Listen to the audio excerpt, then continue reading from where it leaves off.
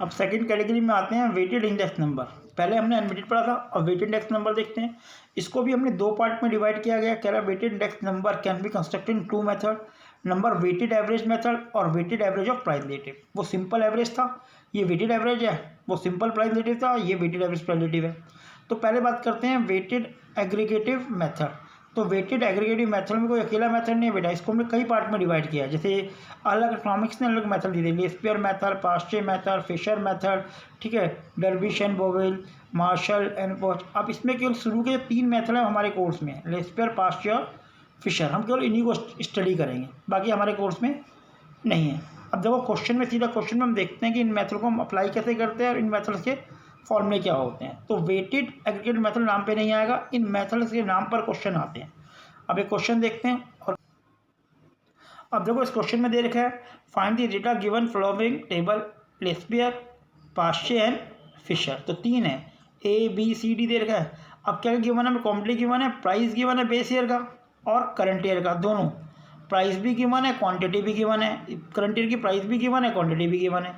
तो इसको हम क्या कहते हैं, बेस ईयर प्राइस बताया था, P0 कहते हैं, क्वांटिटी को Q0 कहते हैं, इसको P1 कहते हैं और उसको Q1 कहते हैं।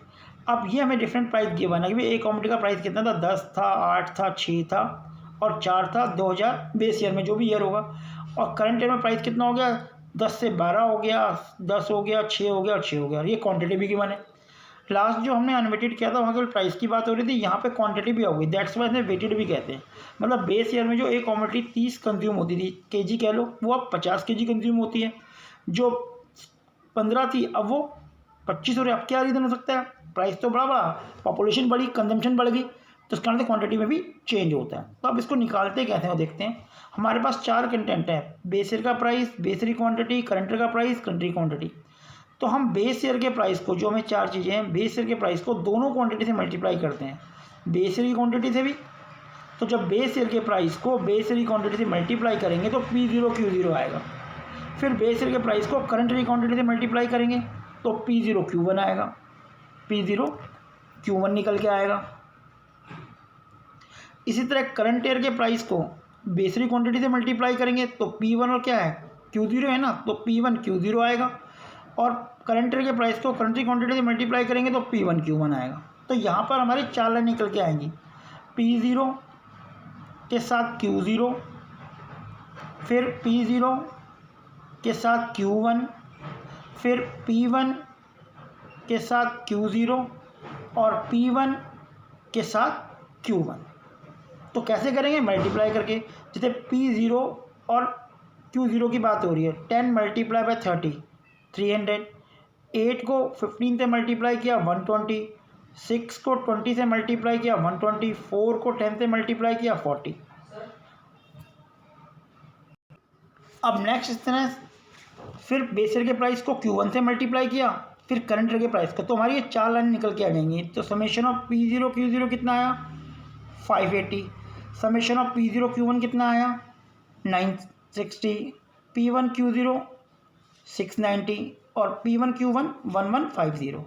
तो चारों वैल्यू निकल के आ गई। तो बात यहाँ तक क्लियर है कि आप करंट ईयर के प्राइस को P0 दे रखा है, Q0 दे रखा है, P1 दे रखा है और Q1 दे रखा है।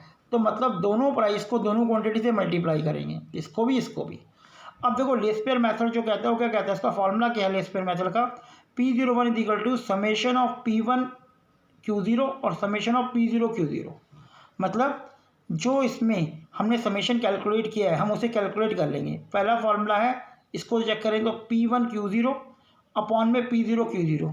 तो P1 Q0 अगर आप चेक करो तो ये है, कितना है 690 और P0 Q0 कितना है 580।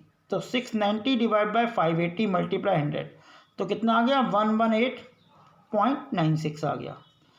फिर पास्चे का फॉर्मूला अप्लाई करते हैं तो उसका फॉर्मूला होता है P1 Q0 अपॉन में P0 Q1।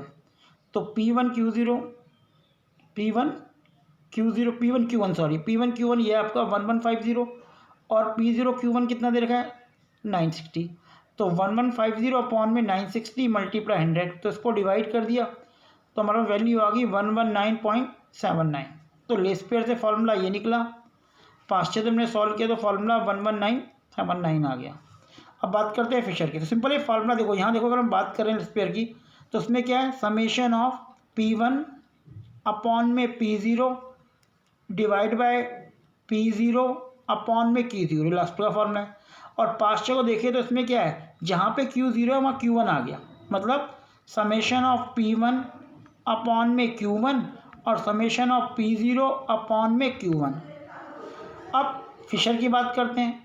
फिशर का फॉर्मूला क्या होता है, जो हमने दोनों कैलकुलेट किए हैं उन दोनों को हम इसके अंदर लिख देते हैं। देखो पहला पॉइंट P1 Q0 अपॉन में P0 Q0 multiply P1 Q1 upon में P0 Q0, मतलब ये जो वैल्यूज़ है ये सारी वैल्यूज हम इसके अंदर लिखते हैं और रूट के बाहर 100 लगा देते हैं। तो कहने का मतलब यह कि फिशर का जो नेक्स्ट नंबर आता है वो लेस पेयर मल्टीप्लाई बाय पास्चे का अंडर रूट होता है। अगर उसको निकाल के अंडर रूट भी निकाल दें, मतलब 118.96 और 119 इसको मल्टीप्लाई करके रूट निकालें तो भी हमें आंसर यही मिलने वाला है जो इसमें मिलेगा। अब देखो यहाँ पे इसने करा हुआ, इसको कैलकुलेट करके दोनों वैल्यू इसने कैलकुलेट करी और रूट के बाद 100 रखा, ये आ गया 14,250, रूट निकाला मल्टी 1 पॉइंट समथिंग ये आएगा 1 पॉइंट समथिंग 1.14 था सॉरी, और उसको मल्टीप्लाई किया 119.37 आ गया। तो इस तरह लेस पेयर पास्चर और फिशर का हमारा फार्मूला इस तरह कैलकुलेट किया जाता है। यहाँ पे हमें प्राइस भी गिवन है और क्वांटिटी भी गिवन है। तो केवल फॉर्मूले आपको याद रखने हैं और जो फॉर्मूला क्वेश्चन एग्जाम में पूछेगा उसके बेस पर उस फॉर्मूले को यूज़ करके